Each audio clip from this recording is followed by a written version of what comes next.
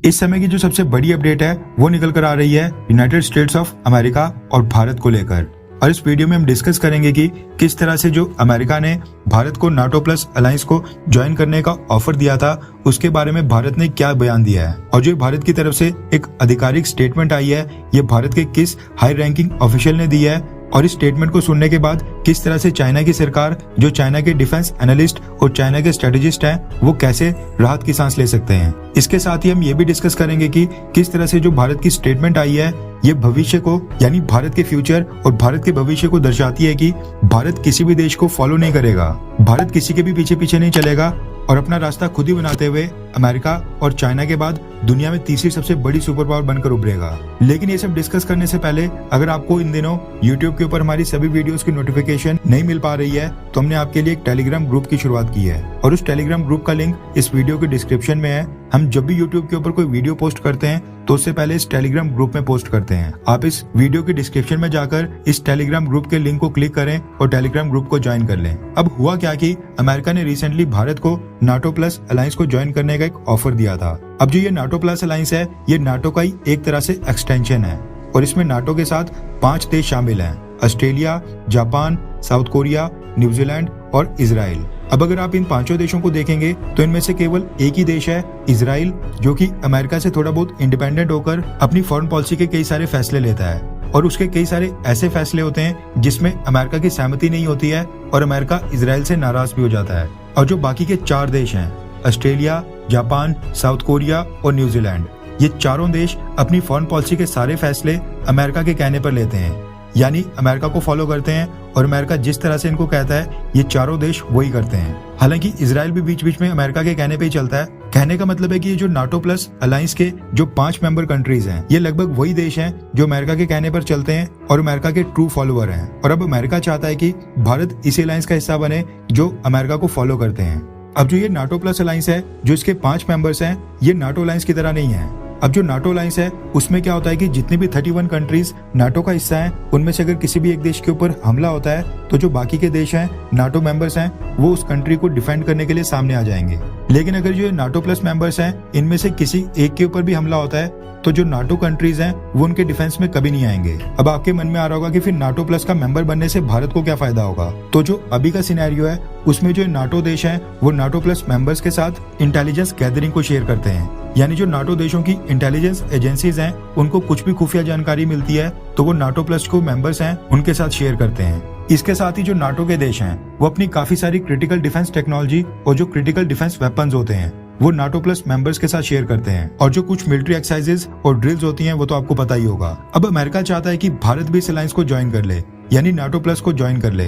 अब भारत को ये सब फायदे तो होंगे ही, भारत को इंटेलिजेंस गैदरिंग भी मिलेगी, इसके साथ ही भारत को कुछ क्रिटिकल डिफेंस टेक्नोलॉजी और क्रिटिकल डिफेंस वेपन्स भी मिलेंगे, और इसके साथ साथ भारत और अमेरिका काफी क्लोज आ जाएंगे, यानी भारत और अमेरिका की दोस्ती और पक्की हो जाएगी। अभी तो खैर अमेरिका चाहता है, लेकिन इसके ऊपर भारत की तरफ से भी एक स्टेटमेंट आ गई है जो दर्शाती है कि भारत क्या चाहता है। अब जो भारत की तरफ से स्टेटमेंट आई है वो भारत के एक टॉप रैंकिंग ऑफिशियल, जो कि भारत में national security advisor Ajit Doval sir के बाद आते हैं, उनकी तरफ से आई है। हम यहाँ पर बात कर रहे हैं भारत के deputy national security advisor Vikram Misri sir की, जिन्होंने किसी भी मिलिट्री अलायंस को ज्वाइन करने के बारे में एक स्टेटमेंट जारी की है। अब अगर हम विक्रम मिस्री सर की बात करें तो वो डायरेक्ट हमारे NSA अजीत डोवाल सर को रिपोर्ट करते हैं और उनके बाद सेकंड इन लाइन है। कहने का मतलब है कि अगर आज की डेट में अजीत डोवाल सर किसी भी कारण से रिटायरमेंट ले लेते हैं तो उनके बाद जो नेक्स्ट NSA होंगे वो विक्रम मिस्री सर ही होंगे, और वो बहुत ही इन्फ्लुएंशियल पर्सन है खासकर भारत के सिक्योरिटी मैटर्स में। इसके साथ ही जो विक्रम मिस्री सर हैं ये चाइना के अंदर भारत के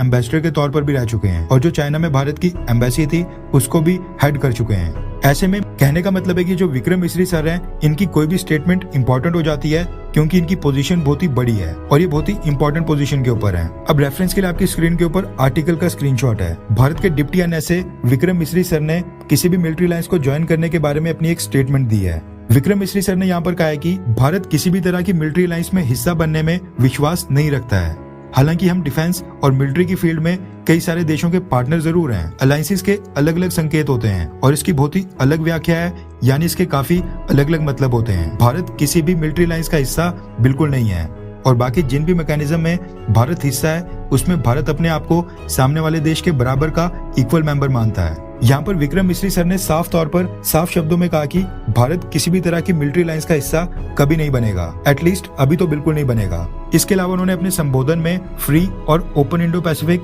और चाइना के रिलेटेड काफी सारी स्टेटमेंट्स दी हैं। अब ये जो विक्रम मिश्री सर हैं, जो भारत के डिप्टी नेशनल सिक्योरिटी एडवाइजर हैं, इन्होंने ये सारी स्टेटमेंट एक इवेंट के दौरान दी थी जो ऑर्गेनाइज किया गया था Indian institute of strategic studies ने। और जो ये इवेंट था, इसको दुनिया के कई सारे देशों के डेलीगेट्स ने अलग अलग देशों से ज्वाइन किया था। अब इसमें चाइना, अमेरिका और जो दुनिया के जितने भी मुख्य देश हैं, सबके डेलीगेट्स वहां पर प्रेजेंट थे। और उनके सामने हमारे डिप्टी नेशनल सिक्योरिटी एडवाइजर ने साफ तौर पर कह दिया कि भारत इस समय किसी भी तरह की मिलिट्री अलायंस को ज्वाइन करने के मूड में बिल्कुल नहीं है। अब आपने नोटिस किया होगा कि यहाँ पर हमारे डिप्टी NSA यानी कि विक्रम मिश्री सर ने नाटो प्लस अलायंस का नाम नहीं लिया, उन्होंने सीधा मिलिट्री अलायंस कहा, जो दर्शाता है कि वो क्लियरली नाटो प्लस के बारे में ही बात कर रहे थे, क्योंकि नाटो ही एक मिलिट्री अलायंस है जिसमें रिसेंटली भारत को मेंबरशिप ऑफर की गई थी। अब भारत की स्टेटमेंट के बाद चाइना को थोड़ी बहुत राहत की सांस मिलेगी, क्योंकि चाइना चाहता नहीं था कि भारत नाटो प्लस का मेंबर बने। और रिसेंटली ग्लोबल टाइम्स की तरफ से भी हमने एक आर्टिकल देखा था जिसमें चाइना ने भारत को वार्न किया था, भारत को हिदायत दी थी कि भारत को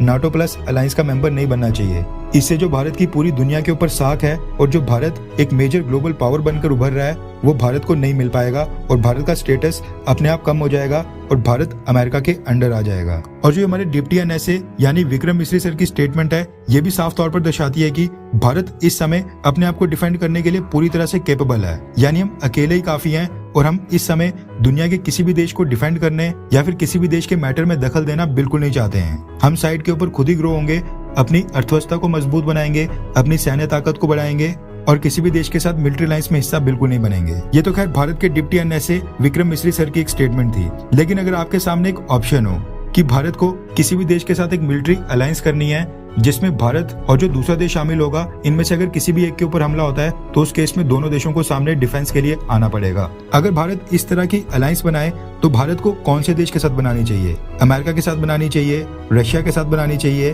फ्रांस, ब्रिटेन या फिर इजराइल के साथ बनानी चाहिए? अब आपकी राय जानना बहुत ही इंटरेस्टिंग होगा, इसलिए इस वीडियो के डिस्क्रिप्शन में अपनी राय जरूर बताएं। और अगर आप अपनी राय नहीं बताना चाहते हैं तो आप बाकी लोगों की राय इस वीडियो के डिस्क्रिप्शन में जाकर देख सकते हैं। वहां पर कमेंट बॉक्स में जो बाकी लोगों ने कमेंट किया है उनकी राय आप जान सकते हैं।